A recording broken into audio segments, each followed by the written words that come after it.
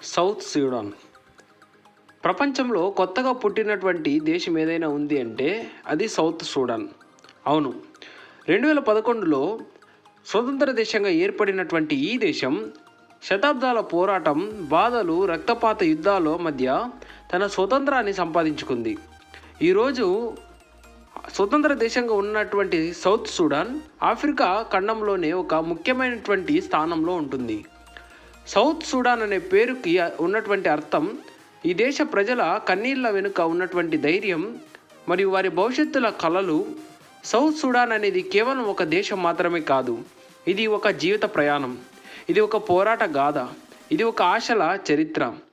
Africa ఖండం మధ్య ప్రాంతంలో ఉన్నటువంటి ఈ దేశం ప్రపంచంలోనే అతి కొత్త దేశం, కానీ దాని చరిత్ర మాత్రం ఎంతో పురాతనమైనటువంటి రక్తంతో రాసినటువంటి చరిత్ర.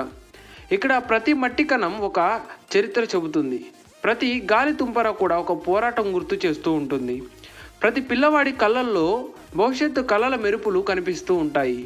ఈ వీడియోలో మనం సౌత్ సూడాన్ ఎలా పుట్టింది, దాని ప్రజలు ఎలా జీవిస్తున్నారు, వారి సంస్కృతి సాంప్రదాయాలు ఏమిటి, ఎందుకు ఈ దేశం ఇప్పటికీ కష్టాల్లో ఉంది, వారి భవిష్యత్తు ఎలా ఉంటుంది అనే విషయాలన్నీ కూడా తెలుసుకుందాం. ముఖ్యంగా సౌత్ సూడాన్ యొక్క జాగ్రఫీ తెలుసుకోవాలి. సౌత్ సూడాన్ ఈ పేరు వింటే మనకు కళ్ళ ముందు అంతులేని మైదానాలు, నీలి రంగు ఆకాశం, మెల్లగా ప్రవహించే నదులు కనిపిస్తూ ఉంటాయి. ఆఫ్రికా ఖండంలో ఉన్నటువంటి ఒక ముఖ్యమైనటువంటి భౌగోళిక ప్రాంతంలో ఉంటుంది సౌత్ సూడాన్ దేశం.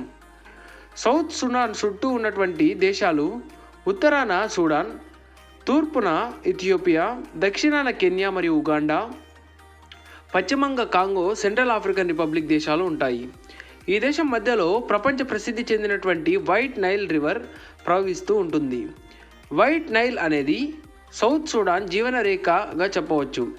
ఈ నది లేకుండా ఈ దేశం ఊహించుకోలేం. ఈ నది వల్లనే వ్యవసాయం, జీవన విధానాలు, సంస్కృతి అన్నీ కూడా పుట్టుకొచ్చాయి. సౌత్ సూడాన్ భూభాగం 3 ప్రధాన భాగాలుగా ఉంటుంది. విశాలమైనటువంటి గడ్డి మైదానాలు, అడవులు, చిత్తడి బాట ప్రాంతాలు, ఇవన్నీ కూడా మనం ఇక్కడ చూడవచ్చు.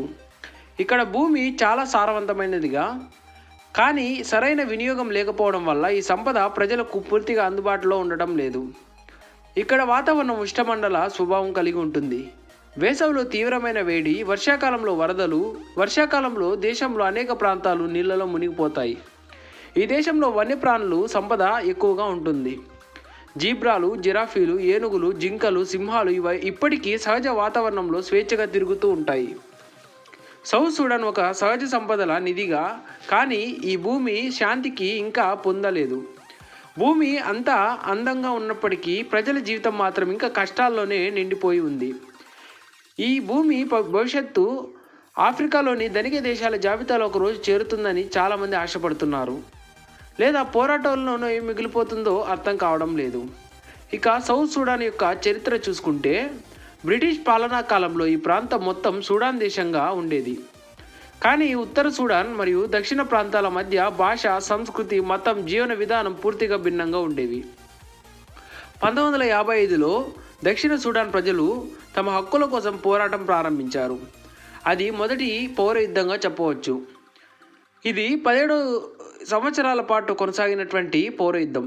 1972లో ఒప్పందం జరిగింది, కానీ శాంతి ఎక్కువ కాలం నిలవలేదు. 1983లో మళ్ళీ యుద్ధం మొదలైంది. ఇది రెండవ పౌర యుద్ధంగా చెప్పవచ్చు.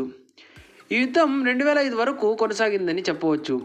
ఈ యుద్ధాల్లో 20 లక్షల మందికి పైగా మరణించారు. 40 లక్షల మందికి పైగా తమ ఇల్లు వదిలి పారిపోయారు.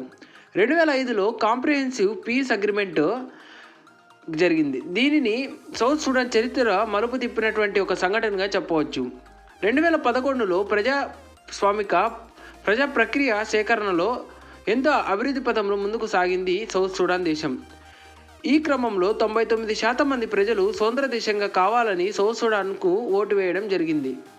2011 జూలై 9న సౌత్ సూడాన్ ప్రపంచ పటంలో కొత్త దేశంగా అవతరించింది. ప్రపంచంలోనే అతి కొత్త దేశం సౌత్ సూడాన్. కానీ స్వతంత్రం వచ్చిన తర్వాత కూడా శాంతి పూర్తిగా రాలేదు. 2013లో మరో సివిల్ వార్ జరిగింది.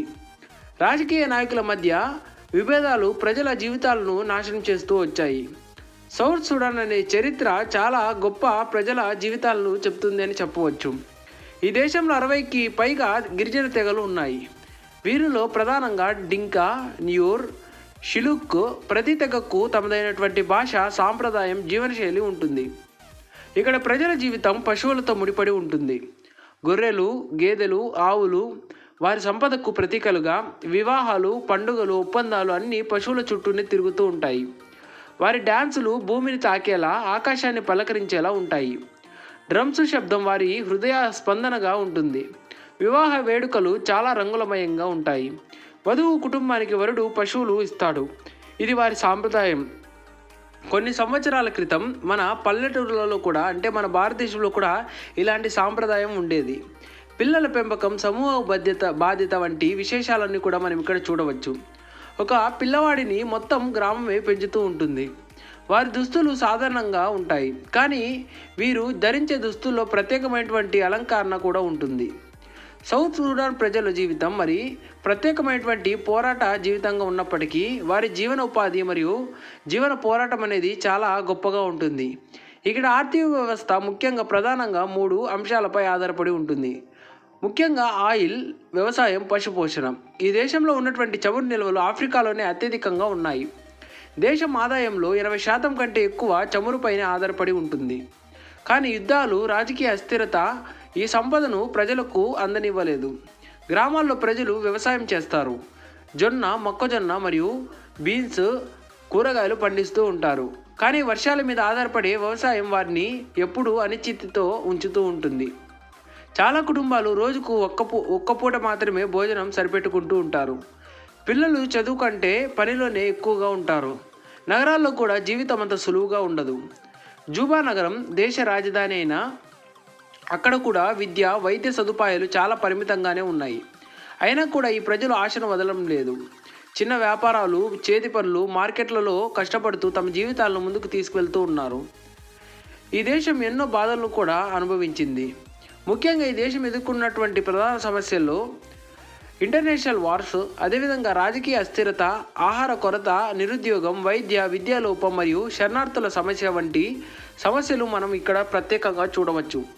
ప్రతి యుద్ధం ప్రజల జీవితాలను నాశనం చేసింది. గ్రామాలు కాలిపోయాయి, పిల్లలు అనాథులయ్యారు, కుటుంబాలు విడిపోయాయి. ఆహారం లేక ప్రజలు ఆకలితో చనిపోతున్నారు. అనేక పిల్లలు పోషకాహార లోహంతో బలహీనమవుతున్నారు. వైద్య సదుపాయాలు చాలా తక్కువ. ఒక డాక్టర్ కోసం వందలాది కిలోమీటర్లు ప్రయాణించిన పరిస్థితి కూడా ఉంది. విద్య అనేది ఇక్కడ అది ఒక కళనే ఉంటుంది. పాఠశాలలు చాలా తక్కువగా ఉంటాయి. ఉపాధ్యాయులు లేకపోవడం ఒక పెద్ద సమస్య. అయినా కూడా ఈ ప్రజలు చాలా కూలిపోతూ ఉన్నప్పటికీ వారు ఎప్పటికీ నిర్మిస్తూ ఉన్నటువంటి ఒక కొత్త లోకంలా ఎదుగుతూ ఉన్నారు. అయితే ఇక్కడ ముఖ్యంగా మనం తెలుసుకోవాల్సినటువంటి విషయం ఏమిటంటే, పిల్లలు పాఠశాలల వైపు వెళ్తున్నప్పటికీ యువత కొత్త జీవితాన్ని నిర్మించుకోవాలని మరియు గ్రామాల్లో మళ్ళీ కొత్త జీవనం పుట్టుకురావాలని వారి ప్రజల్లో ఒక ఆకాంక్ష అనేది, ఆశ అనే ఒక నిర్బంధం ఉంది. సంయుక్త రాజ్య సమితి, అనేక అంతర్జాతీయ సంస్థలు ఈ దేశ పునర్నిర్మాణానికి భాగస్వాములుగా అవుతున్నాయి.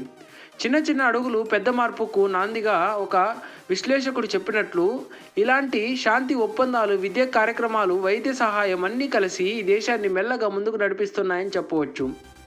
సౌత్ సుడాన్ భవిష్యత్తు ఇంకా పూర్తిగా రాసుకోలేదు. ఈ చరిత్ర అనేది ఇంకా ఎన్ని రోజులు ఇలాగే ఉంటుందో మనకు తెలియదు. ఇప్పటి వరకు సౌత్ సుడాన్ ప్రపంచంలో అతి కొత్త దేశం. దాని భౌగోళిక నిర్మాణం, నది, వన్యప్రాణులు ఇవన్నీ కూడా ఒక ప్రత్యేకమైనటువంటి వ్యవస్థగా చెప్పవచ్చు. యుద్ధాలతో నిండి ఉన్నటువంటి ఈ చరిత్ర, ప్రజల వారి సాంప్రదాయాలు, సంస్కృతికి ఎంతో దగ్గరగా ఉన్నటువంటి ఈ ప్రజలు వారు సంస్కృతిని ఎంతగానో కాపాడుకుంటూ ముందుకు సాగుతూ ఉన్నారు. ఇక్కడ ఎన్ని ఆర్థిక పరిస్థితులు, ఇబ్బందులు ఉన్నప్పటికీ వారి జీవనాన్ని మాత్రం ముందుకు సాగిస్తున్నటువంటి ప్రజలు వీరు. రోజువారీ జీవితంలో వారి కష్టం చాలా ఎక్కువగా ఉంటుంది. ఈ దేశం సమస్యలు, కష్టాలతోనే ముందుకు సాగుతున్నప్పటికీ వారి ఆశలు, భవిష్యత్తు కోసం ఎన్నో ప్రణాళికలతో ముందు సాగుతున్నటువంటి ఒక ప్రత్యేక దేశంగా చెప్పుకోవచ్చు. ప్రతి విషయంలో కూడా ఎంతో ఇబ్బందులు ఉన్నప్పటికీ విశ్వాసం, కలలు, ఆశ ఉంటే మన భవిష్యత్తు వెలుగులో ఉంటుందని ఈ ప్రజల్లో నమ్మకం ఉంది. ఇవన్నీ చూసుకుంటే సౌత్ సుడాన్ దేశం ఒక కొత్తగా పుట్టినప్పటికీ ఒక ప్రత్యేకమైనటువంటి గొప్ప ఆవిష్కరణలతో ముందుకు సాగుతుందని చెప్పవచ్చు. ఎన్ని సమస్యలు వచ్చినా వంటి శైలిలో ముందుకు సాగడానికి ఆ దేశ ప్రజలు ప్రయత్నాలు చేస్తున్నారు. ఈ వీడియోపై మీ అభిప్రాయాలను కామెంట్ రూపంలో తెలియచేయండి. మరిన్ని గ్లోబల్కి సంబంధించిన వీడియోస్ కోసం మా ఛానల్ను సబ్స్క్రైబ్ చేయండి, లైక్ చేయండి, షేర్ చేయండి. జై హింద్.